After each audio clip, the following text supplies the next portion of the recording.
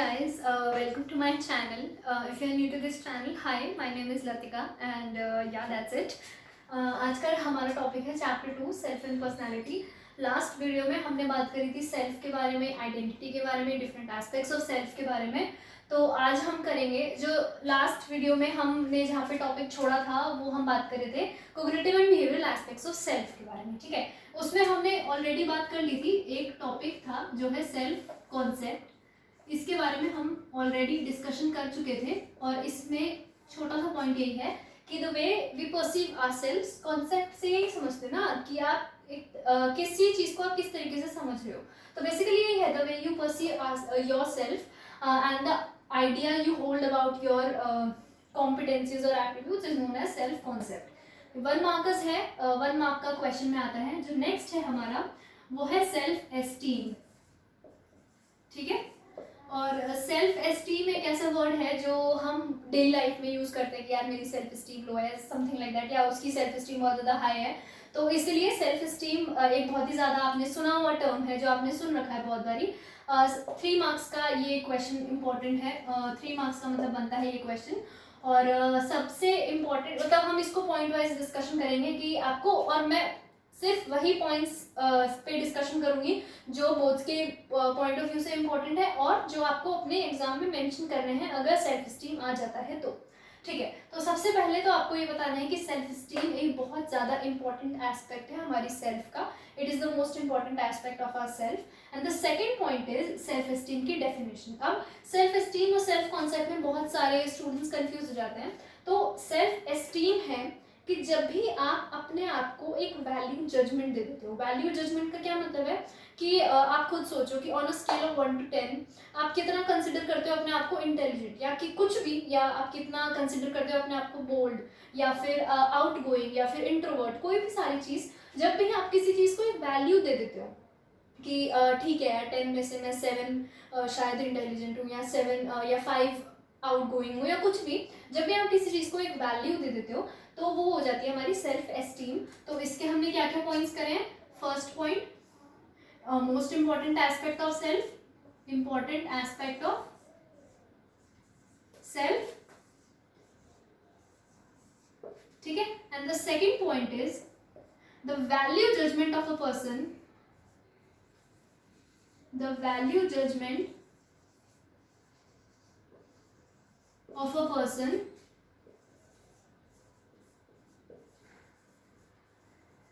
about himself or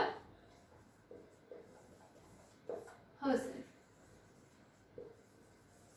ठीक है, आप अपने आप को कितना ज्यादा वैल्यूएबल समझते हो, आप अपने आप को किस तरीके से जज कर रहे हो, वो सारी चीजें होती है हमारी सेल्फ एस्टीम में. और मैंने हमेशा बोला है उन पॉइंट्स पे, उन वर्ड्स पे फोकस डालो जो एक आंसर को अलग बना रहे हैं. जैसे इसमें वैल्यू जजमेंट, वो तो आप कुछ भी लिख सकते हो, पर्सन की जगह इंडिविजुअल लिख दो, हिमसेल्फ और हरसेल्फ की जगह वनसेल्फ लिख दो, इतना वो नहीं है. Value judgement is the most important key word है, तो आपको यहाँ पे वो रखना है. ठीक है, उसके बाद आपको ये ध्यान देना है कि सेल्फ एस्टीम हमारी स्टडी शो करती है कि by the age of 6 to 7 years students में सेल्फ एस्टीम फॉर्म हो जाती है.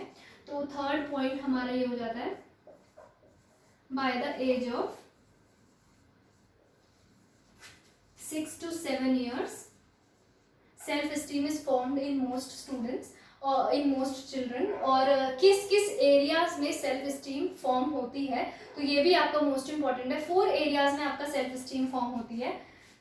ठीक है, 4 एरियाज में आपकी सेल्फ एस्टीम फॉर्म होती है. First is academic competence. ठीक है, एकेडमिक कॉम्पिटेंस. जैसे जैसे मैं समझा रही हूँ, जैसे जैसे आप टॉपिक समझोगे वैसे वैसे ही आपको लर्न होती जाएंगी चीज़ें, अगर आप ऐसे फ्लो चार्ट के थ्रू समझोगे. ठीक है, फर्स्ट होती है हमारी एकेडमिक कॉम्पिटेंस, सेकंड होती है हमारी एथलेटिक कॉम्पिटेंस. ठीक है, एथलेटिक कॉम्पिटेंस. थर्ड है हमारी सोशल कॉम्पिटेंस. ठीक है, थर्ड है हमारी सोशल कॉम्पिटेंट और कॉम्पिटेंस. और फोर्थ है हमारा फिजिकल अपीयरेंस. Physical appearance. इन चारों एरियाज में हमारी जो सेल्फ एस्टीम है वो by the age of 6 to 7 years students में फॉर्म हो हो जाती है। और आपको और जो नेक्स्ट पॉइंट है हमारा वो इसी से रिलेट करता है कि ये सारी सेल्फ स्टीम की जो भी सारे एस्पेक्ट्स हैं सेल्फ स्टीम के, ये सारे ही इंपॉर्टेंट होते हैं for optimal growth of an individual या for optimum development of an individual. ठीक है, और जो भी हमारी सेल्फ स्टीम होती है ये सारी या तो लो होगी या हाई होगी, और उसका डायरेक्ट कोरिलेशन, डायरेक्ट जो भी दिखेगा वो इंडिविजुअल की डेली एवरीडे लाइफ में दिखेगी। जैसे फॉर एग्जांपल अगर इफ आपकी बुक में ये एग्जांपल दे रखा है, इफ ही और she is high on academic competence तो वो अच्छे ग्रेड्स लाएगा अपने स्कूल में। इफ ही और she is high on social competence तो वो अपने पीयर्स के उसमें या अपने फ्रेंड्स के उसमें बहुत ज़्यादा फेमस होगा। अगर यही आपका दे रखा है, और दूसरा कॉन्ट्रास्ट में भी दे रखा है कि अगर उसकी लो सोशल सेल्फ एस्टीम होगी तो वो अपने दोस्तों में इतना पॉपुलर नहीं होगा। अगर उसकी लो एकेडमिक कॉम्पिटेंस होगी, सेल्फ एस्टीम होगी, तो फिर वो पढ़ाई में इतना अच्छा नहीं होगा। और आपका एक और इम्पोर्टेंट पॉइंट दे रखा है कि अगर सारे ही एरियाज में लो सेल्फ एस्टीम होती है तो इंडिविजुअल या चाइल्ड में एंजाइटी, डिप्रेशन हो सकता है। ठीक है, तो इसके फर्स्ट पॉइंट क्या होगा, it is an important aspect of self. Second point होगा इसकी definition, the value judgement of a person about himself और herself is known as self esteem. Third point होगा कि studies have shown that by the age of 67 years self-esteem is formed in 4 areas in children. The 4 areas are academic competence, athletic competence, social competence and physical appearance. The fourth point is self-esteem plays an important role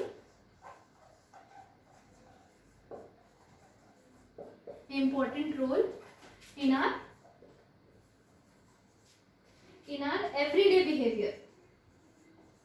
ठीक है ना, जैसे मैंने आपको अभी समझाया कि अगर आपको इसके बाद एग्जाम्पल लिखना है, मैं एग्जाम्पल मेंशन नहीं कर रही हूँ बट आपको एग्जाम्पल मेंशन करना है इसी को समझाते हुए कि if an individual is high on academic तो क्या होगा, सोशल में होगा तो क्या होगा, अगर लो होगी तो क्या होगा। तो ये आपका सेल्फ एस्टीम के बारे में है। 3 मार्क्स की क्वेश्चन में आपको ये सब मेंशन करना है, और इतना ही मेंशन करना है, आपको कुछ एक्स्ट्रा मेंशन नहीं करना, कुछ इससे कम मेंशन नहीं करना। तो ये है हमारा सेल्फ एस्टीम। ठीक है, फिर उसके बाद जो नेक्स्ट टॉपिक है हमारा,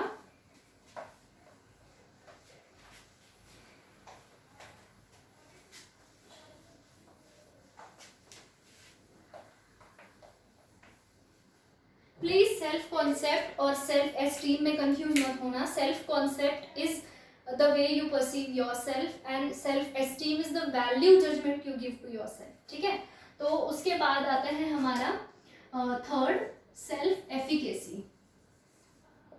सेल्फ एफिकेसी, अब एक्चुअली ये सेल्फ एफिकेसी हमने सुना नहीं है इतना, तो इसलिए इसको समझने में थोड़ी कंफ्यूजन हो जाती है। ये भी 3 मार्क्स के हिसाब से ही इम्पोर्टेंट है। ठीक है, तो आपको ये समझना है।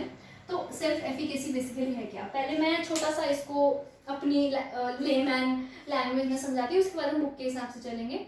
सेल्फ एफिकेसी इज बेसिकली आपका कोई रिजल्ट आया है, ठीक है, उसके बाद आपको क्या लगता है कि ये मेरी मेहनत की वजह से आया है, या ये कोई लक है, या गॉड है, या कोई भी सारी चीज़ है, या मैंने पुण्य किए होंगे, या कुछ भी, वो सब। ठीक है, तो वो होता है सेल्फ एफिकेसी। अगर आपको लगता है कि हाँ मैंने मेहनत करी थी इसीलिए मेरा रिजल्ट इतना अच्छा आया है, तो इसका मतलब है कि you are high on self efficacy.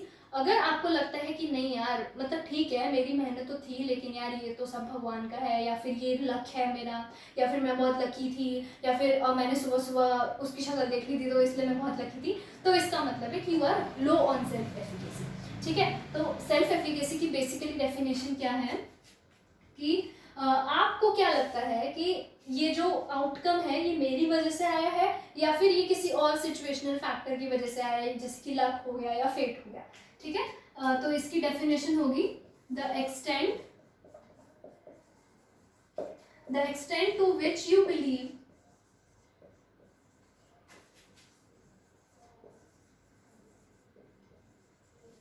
That you yourself are responsible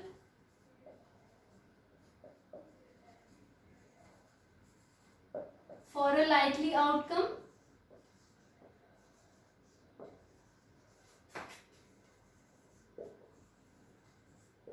or there are other situational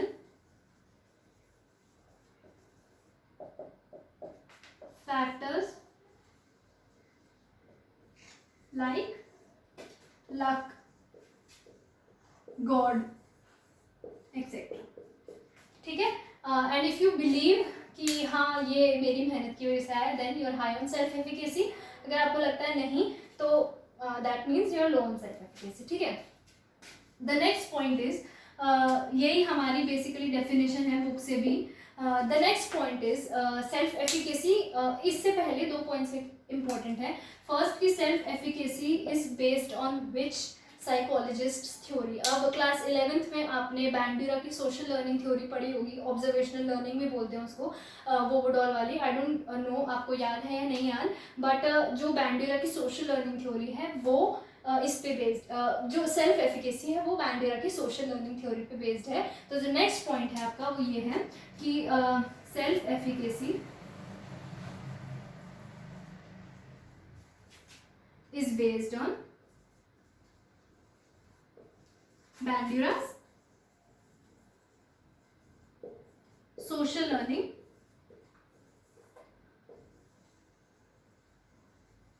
theory.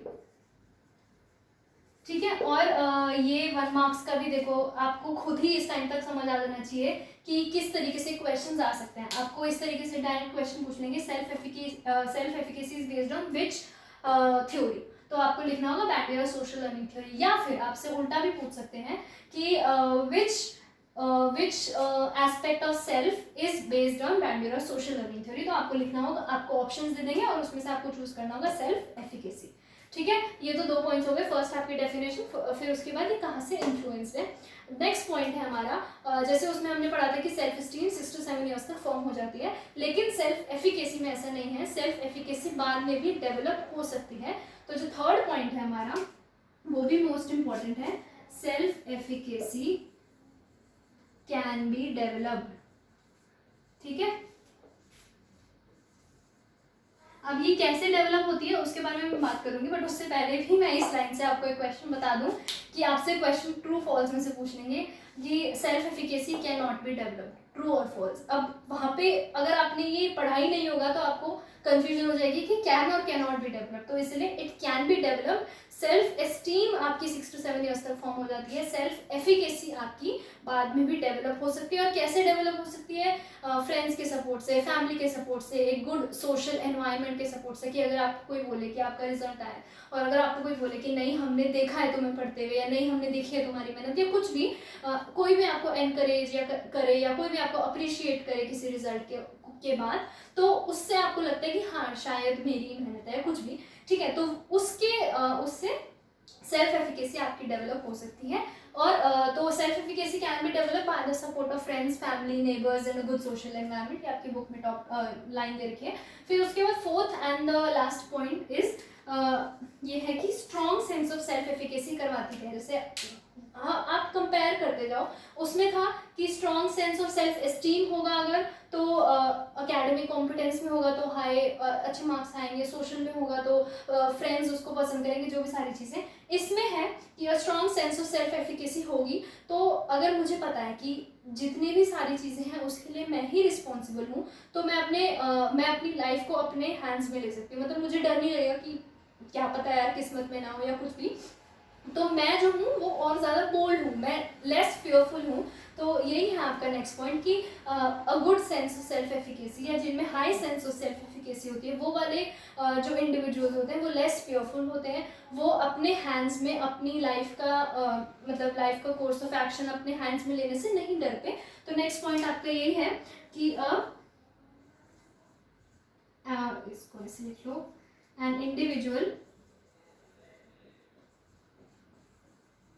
individual with a high sense of self-efficacy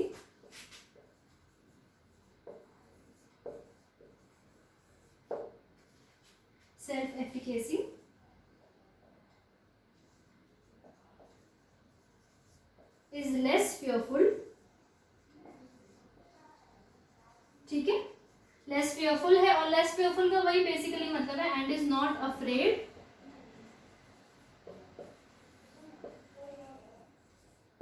try new things, क्योंकि पता है कॉन्सिक्वेंस होगा मेरे ही एक्शंस की वजह से हो रहा है, and is not afraid to try new things. ठीक है, तो ये वाला जो हमारा टॉपिक है सेल्फ एफिकेसी वो यहाँ पे खत्म होता है। 4 पॉइंट्स आपको याद रखने हैं।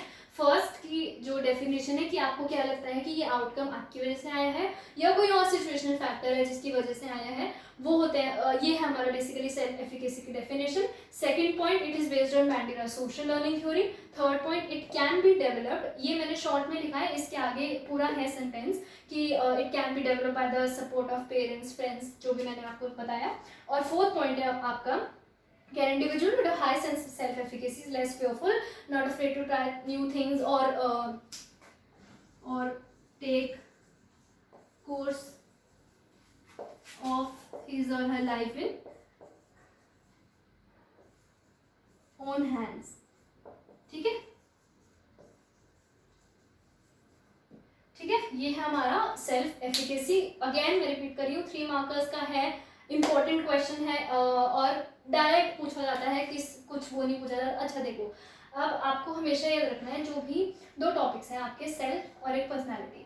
सेल्फ के जो टॉपिक्स है ना उसमें से ऐसे छोटे छोटे बन के आ जाते हैं, जैसे ये 1 मार्क्स का बन के आ गया, ये 1 मार्क्स का बन के आ गया, या ये पूरा 3 मार्क्स का आ गया। ठीक है, तो छोटे छोटे भी बन सकते हैं, जैसे मैंने आपको बताया पर्सनल सेल्फ भी आ सकता है, दोनों भी आ सकते हैं, पूरा भी आ सकता है, तो छोटे छोटे भी आ सकते हैं। पर्सनालिटी का जो पूरा एस्पेक्ट है उसमें सारी अप्रोचेज है, उसमें से डायरेक्ट क्वेश्चन 6 मार्क्स का उठ के आता है। ठीक है, तो जो 1 मार्क्स, अच्छा आप एक कमेंट भी करके बताना कि आपको किस चीज़ से डर लगता है, मतलब 1 मार्क्स से डर लगता है, मतलब उसको अटेम्प्ट करने से, या 6 मार्क्स से। तो मैं एक सेपरेट वीडियो भी बना दूंगी 1 मार्क्स को लेकर, या अगर मैंने जैसे अभी सेल्फ का कॉन्सेप्ट पूरा टॉपिक कराया तो उसमें मैं 1 मार्क्स की एक सेपरेट वीडियो बना दूंगी, अगर आप मेरे को कमेंट सेक्शन में बता दें। ठीक है, लास्ट जो हमारा एक पॉइंट टॉपिक रह गया है वो है सेल्फ रेगुलेशन, और उसमें से भी अगेन 1 मार्क्स के क्वेश्चन निकल के आते हैं, 2 मार्क्स के क्वेश्चन निकल के आते हैं। भाई आपको ये देखना है कि कैसे आपको एक पूरा टॉपिक करना है और उसके अंदर से छोटे छोटे टॉपिक्स निकल के आ सकते हैं। ठीक, तो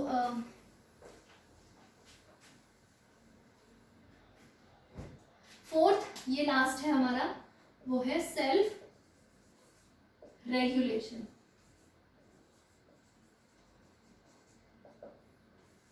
ठीक है, 3 मार्क्स का बनता है ये, और छोटे छोटे तो अभी मैं जैसे जैसे डिस्कस करूंगी बता ही दूंगी आपको। अब इसमें भी आपको नई से समझ आ जाएगा, रेगुलेशन मतलब कि रेगुलेट मतलब कि मॉनिटर। ठीक है, जब आप अपने बिहेवियर को मॉनिटर करते हो, जब आप अपने बिहेवियर को ऑर्गेनाइज करते हो, वो होता है सेल्फ रेगुलेशन। और जो इस चीज को करने की एबिलिटी है वही है बेसिकली सेल्फ रेगुलेशन। तो first point is the ability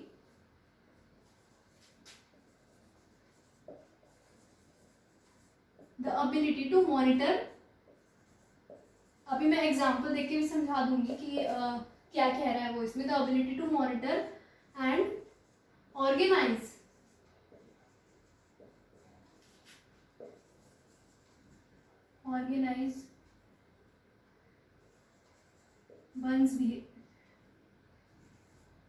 one's behavior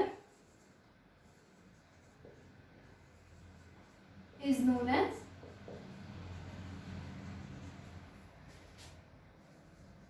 self regulation।